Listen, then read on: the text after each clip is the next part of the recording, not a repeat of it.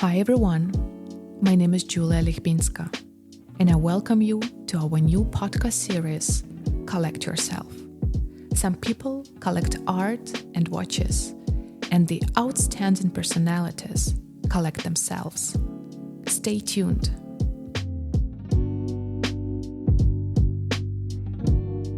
Can you maybe tell us how your interest for astrology started? Oh, that goes back. Astronomy. Sorry. Yeah, I won't correct those mistakes. That goes way back to my father, who he was a forester, but he questioned everything around him in nature. He used to love trying to understand how things worked, from how a tree gets the liquid from the roots to the leaves up 100 meters. This was an unsolved problem. It's still not completely solved in science, actually. He was also interested in the universe, and he read books about quantum mechanics and black holes, but he never had the chance to go to university. And I used to go working in the woods with him in northern England, and the weather was horrible and it's hard work. And I didn't want to do the same hard work job. I wanted an easy life. And he said, look, go study, go to university and answer all these questions I have about the universe. So I did that. I studied hard and went to university to study theoretical physics and then astrophysics and then a PhD. I don't think I could answer many of his questions before he died, but some of them for sure, and he was quite proud. So that's a short summary of how I ended up being an astrophysicist. I didn't want to work hard. Okay, see. But it's also this, my father made me question everything, and that's what I do today, and it annoys some people because I don't ever believe what anyone tells me. I need to know how they discovered that, or the facts, so I question everything. Ben is also author of many books, and in one of the books, which was also supported, I think the beginning introduction was made by your colleague, an astrophysicist from America, Mr. Cross, right, if I'm not mistaken. He's writing about certain romance in astronomics. Do you have also like some emotional aspect of studying and working in this field? Yeah, I mean, who doesn't? When you go outside in a dark place, which unfortunately there's not many dark places, you have to get outside the city, and a lot of the world's population have never seen the Milky Way, which is sad. But if you go out into the mountains on a night and look up, I mean, it's inspirational to see the stars and the moon, just what you can see with your eye. And then I became interested as well with looking through telescopes, and I can show some pictures of what I've taken. And this is quite magical, being up all night in a quiet place. I have a little cabin in the mountains near Davos where I have my little observatory, and I'm quite happy alone there, just looking through the telescope all night, taking images of cool objects in the night sky, things you can't see with your eye, but with a telescope you can. And I have some pictures I've taken I can show you. With pleasure. Also, taking pictures, is it a certain hobby? Because what you write in your book, that now astronomers, they're not having chance to get to the telescope, because you just give the coordinates and the machine calculates everything by itself and just makes the movies or photos what you need. Is the taking photos, I mean, we also have one example here in the back, made by you. Is it a form of, retrograde hobby in astronomy? It is, very much. Okay. When I was a PhD student, I went observing with a colleague. I wasn't allowed to touch anything because I was just a student, but I was surprised because you don't get to look through the telescope. You sit in a room which is away from the big telescope. You never get to see it. All you see is a computer screen with the data coming in. And now when you use the space telescopes, it's even worse. You apply for time on a space telescope, and then 6 months later you get a directory and you download your data. So it's removed from looking through the telescope with your own eyes, which is quite a cool thing to do. Yeah. So maybe we can have some photos. I can show you some photos. I went to, with my colleagues, we took 3 telescopes to Namibia this summer. And so that's my colleagues setting up one of our telescopes in the middle of the desert in Namibia. And the advantage of going there is you see the southern sky, which is actually more beautiful than the northern sky, because you can see the center of our Milky Way. But also you're guaranteed good weather. In the winter in Namibia, this was July, 99.99% chance of clear skies. So every night you have 12 hours of darkness. And we would set up the telescopes, and that's me and my colleague with 2 of the telescopes at night, getting everything working with red lights so we don't interfere with what we're taking images of. Did you have some purpose of going there? Some specific task which you wanted to solve? Sort of, yeah. We wanted to take images of galaxies in preparation for a space mission that I'm working on. So we have a space mission to be launched in 2030 to take real images, very deep images of nearby galaxies. So we had a plan to take images from the ground to see what the objects were we were looking at. So there was a plan. This is the telescope one of the big telescopes we took. It's quite complicated because you have all these cables and power banks and laptops, and it's just getting it to Namibia was quite complicated. In addition to taking pictures of the galaxies, though, we couldn't resist taking some images of the night sky. And this is one picture I like. It's called the Fighting Dragons of Ara. It's a nebula in our Milky Way. Looks like 2 dragons fighting. It's a star-forming cloud of gas that's forming new stars today in the plane and the disk of our galaxy. That's one of the cool images we took. You can also have fun at night with lights, taking the Milky Way.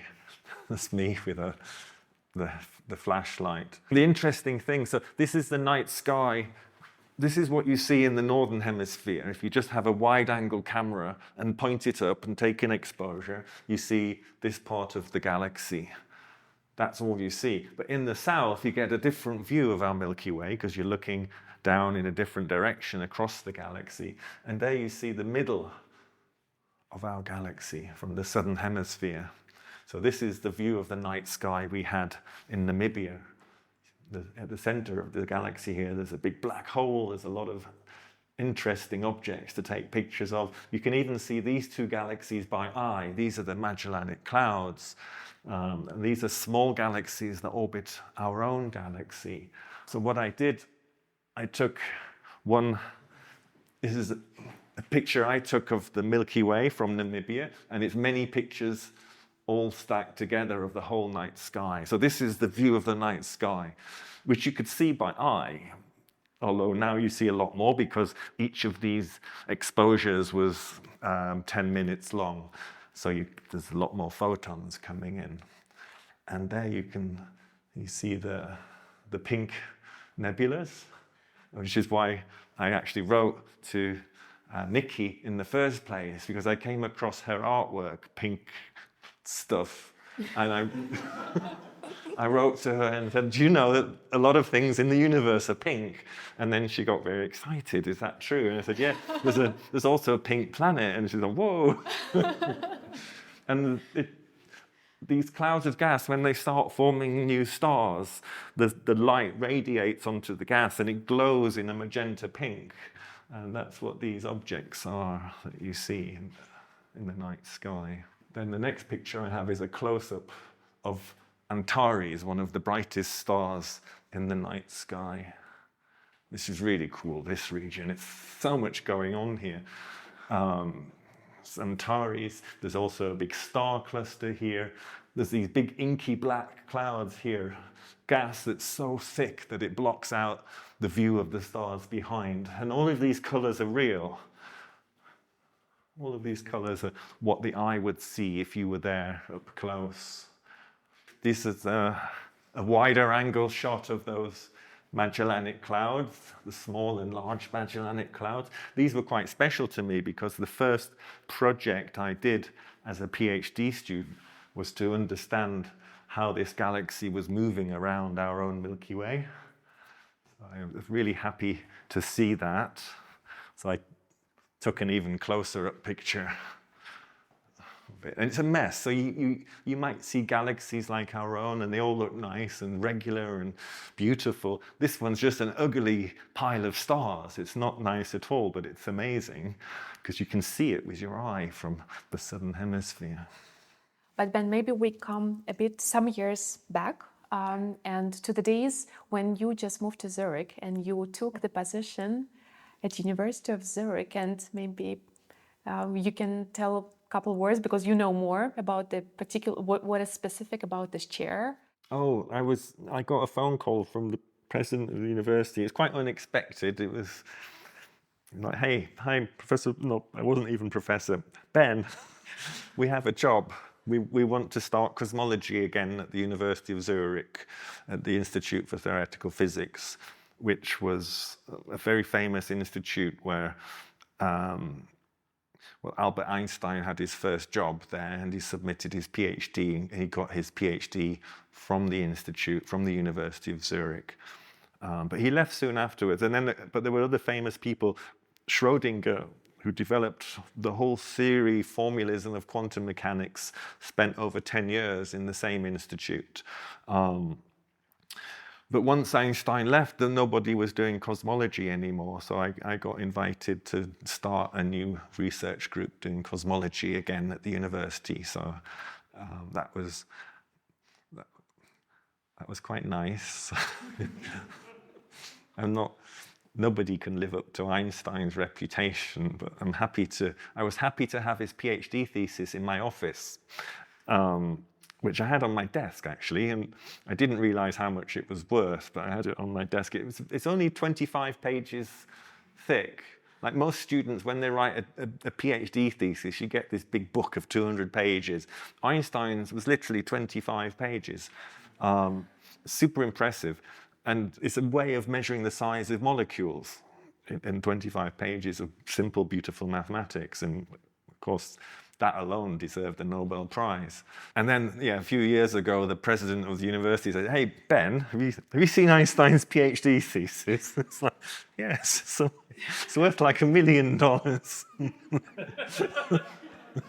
Okay, you can have it back now.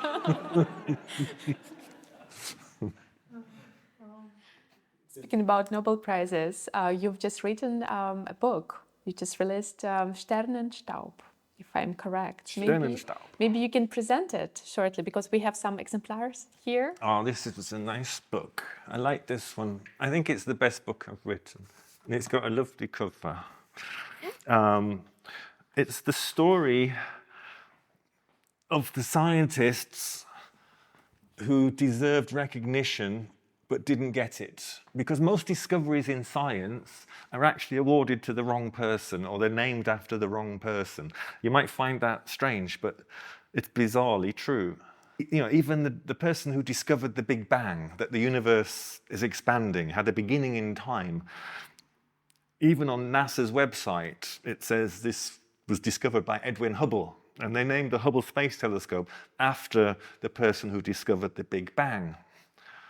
But it wasn't Edward Hubble. It was actually a Belgian priest who didn't get the recognition for it. So this is the story of 42 scientists who deserved the recognition. There's a few in here. There's 10 before Mr. Nobel awarded the prize. People like Immanuel Kant, who you might think, whoa, he's a philosopher, not an astronomer. But he made the first predictions of what our universe should look like, the cosmology of our universe, which were correct. And then Georges Lemaitre was the Belgian priest who discovered the Big Bang. And then we have so many ladies in science who had such a hard time doing science because before the 1960s, science was a man's job. Women were not even allowed to use telescopes before 1960. And some women that made great discoveries, like Jocelyn Bell, who discovered pulsars, these incredible objects. Her PhD supervisor took the credit for it, and he got a Nobel Prize for the discovery of pulsars when it was actually this lady, Jocelyn Bell. And so this is the book about these stories of scientists.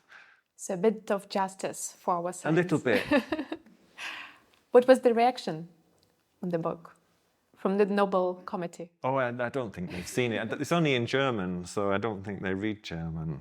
I'll probably publish the English one soon, so then they might find a copy on their desk. Well.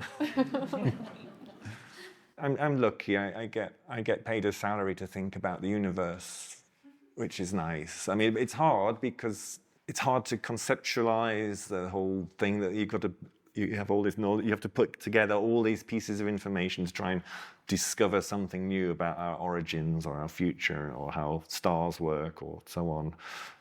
And the problem in science that is a bit frustrating is that it gets harder and harder to make discoveries. There's so much we don't understand, but the questions that are left to understand are so hard, I don't think we'll see any answers in my lifetime. And to me, that's frustrating. Like, why are we here? Why did the universe begin? What is time? What is space?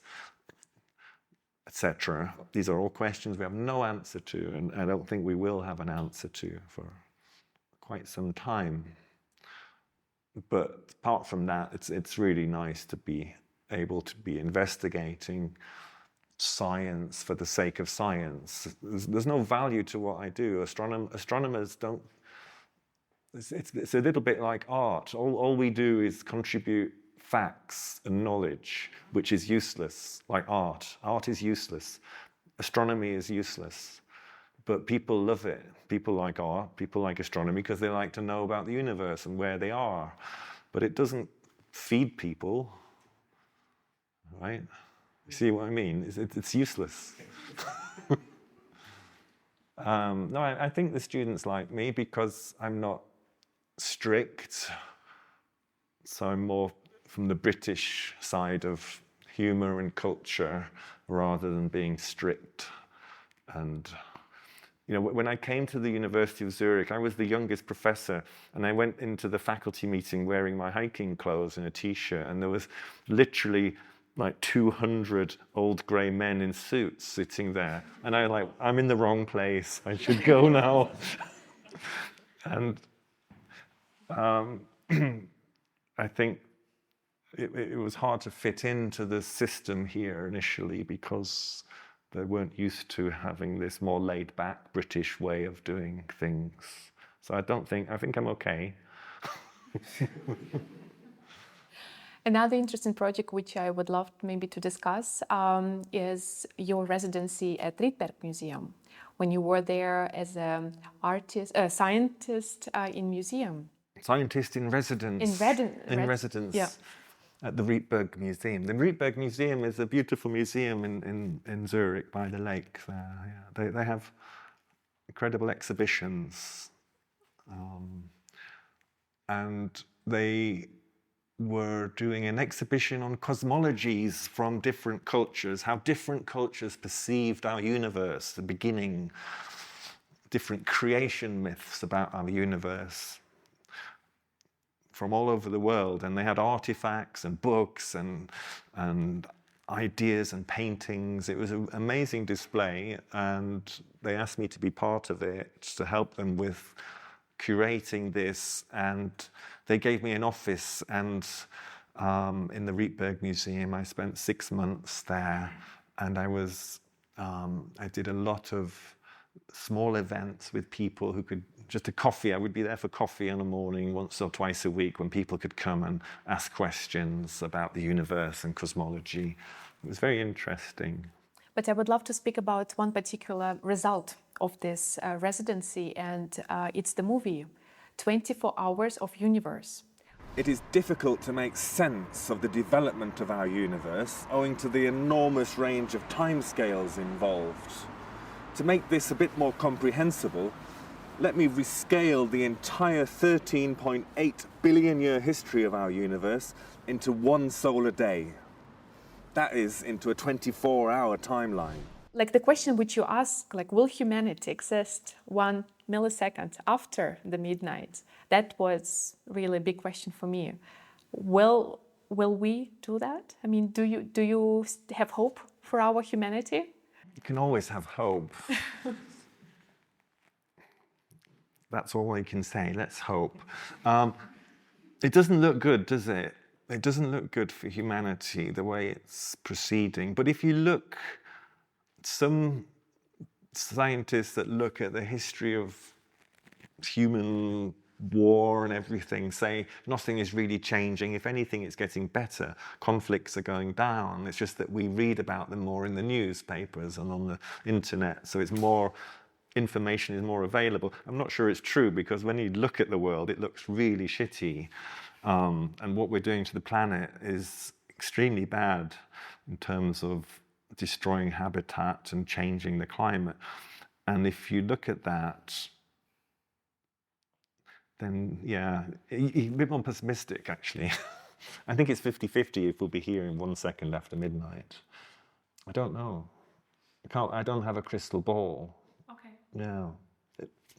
All we can do is try our best individually, and you try and do what you can to minimize your impact on this world in a way, which is hard, because every time you fly in an aeroplane, you're contributing to warming. Speaking about flights, there was a very special project where you made a limited edition of the watches. Because we have a person from watch industry, I would love maybe to have just a bit of introduction on that. Yeah, that's one thing you mentioned that you might ask me about. So I put a picture in about this there.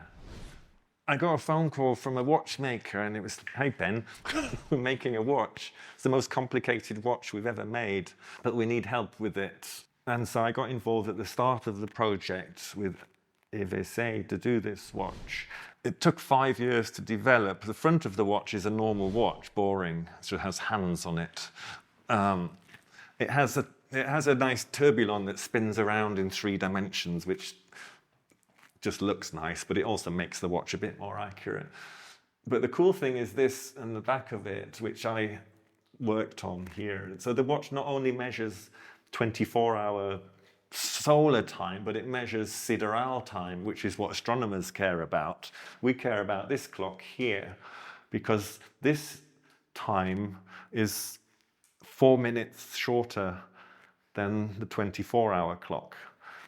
So this time, sidereal time, star time, measures the time it takes for the Earth to spin around exactly once. And that's what astronomers care about, is when the stars come exactly back to the same position, because the Earth has spun around once.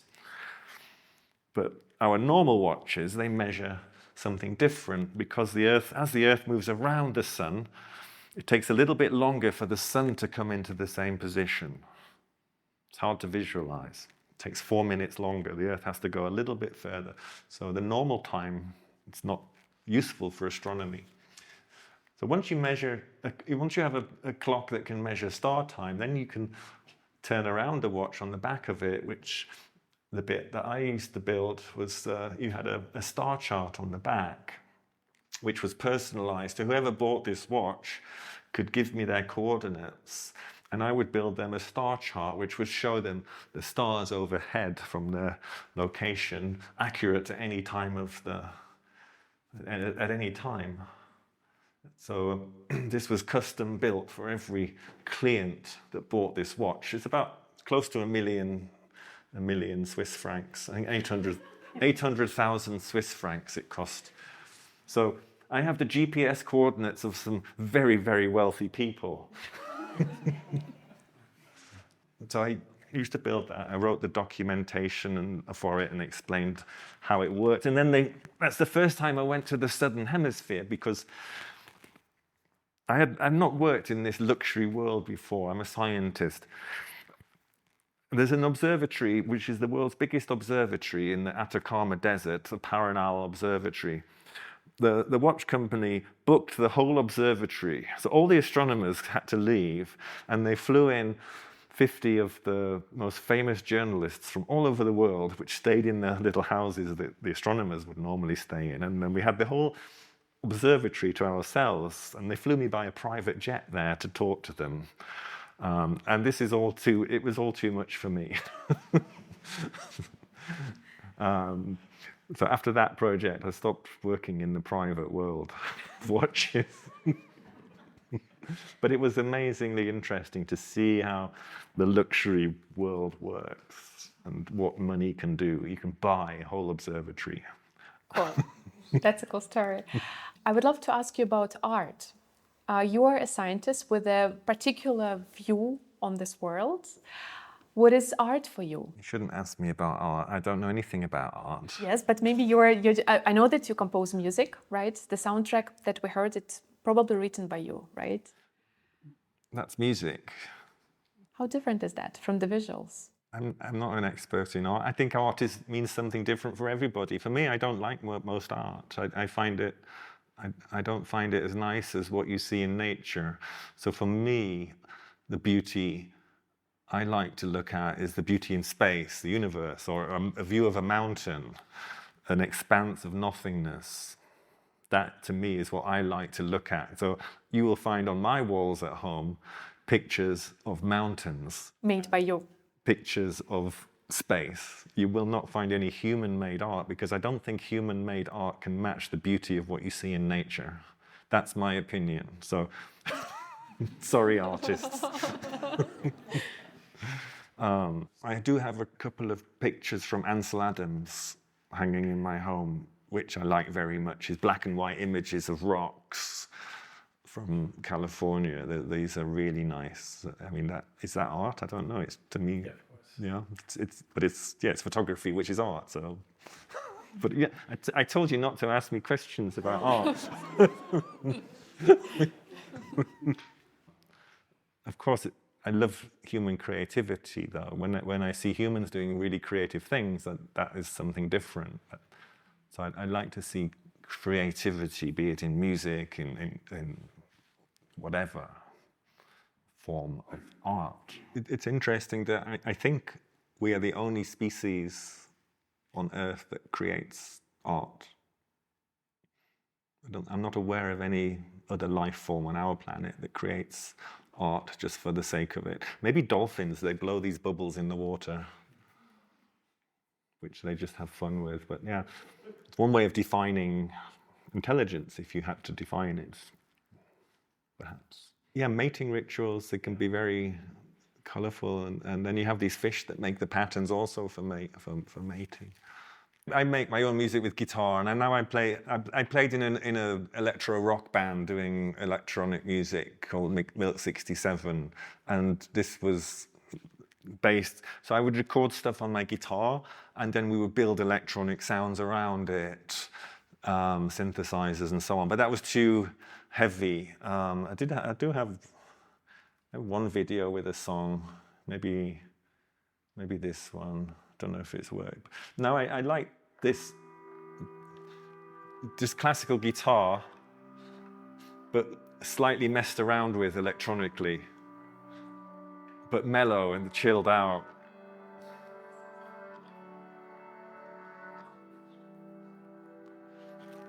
These are some computer simulations we did of galaxies colliding together, and this soundtrack is from my last album. Every sound you hear in this song is just guitar. There's no other instruments. So you take the chords, play them backwards, you stretch them, you put effects on them, but then you make a whole ambience around the guitar, which I kind of like. I think that's kind of interesting.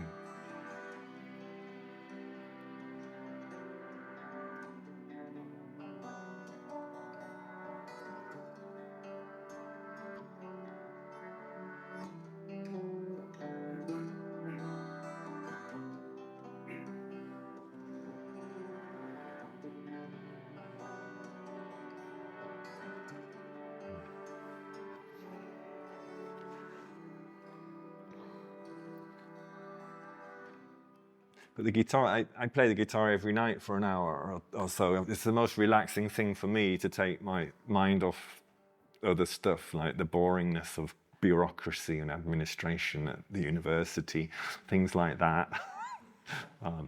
It's a way of switching off, just to focus on something completely different. Okay, brilliant. Thank you, Ben.